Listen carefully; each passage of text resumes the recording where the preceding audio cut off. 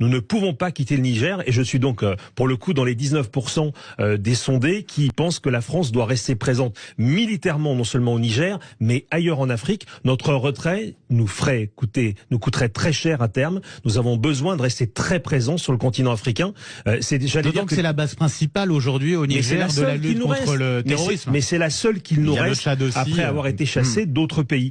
Donc il y a un intérêt stratégique évident pour la France à rester présente. Donc on verra, la situation est évidemment très confuse pour le moment, mais notre intérêt premier, c'est de rester sur place le plus longtemps possible. Évidemment de protéger nos ressortissants, ils sont 5 à 600. Pour l'instant, pas de rappel des ressortissants. Non, mais écoutez, la situation est un peu ambiguë parce que le président qui a été renversé peut quand même continuer à communiquer avec ses homologues. Oui. Donc on voit bien que la junte n'a pas coupé tous les ponts et qu'elle garde plusieurs fers au feu. En tout cas, nous devons absolument rester ici parce que sinon, c'est la dégringolade complète et nous le paierions cher dans l'avenir. Donc il y a un intérêt national bien compris qui est que la France reste sur la question de la lutte contre le terrorisme, en l'occurrence, c'est ça. Mais pas que. Écoutez, c'est-à-dire, moi je veux pas être naïf parce qu'en diplomatie, il faut pas être naïf. La France a besoin d'être présente en Afrique, y compris pour ses intérêts économiques. Voilà, c'est pas la peine qu'on se raconte d'histoire parce que Moscou, eux, ne s'en rendent compte pas.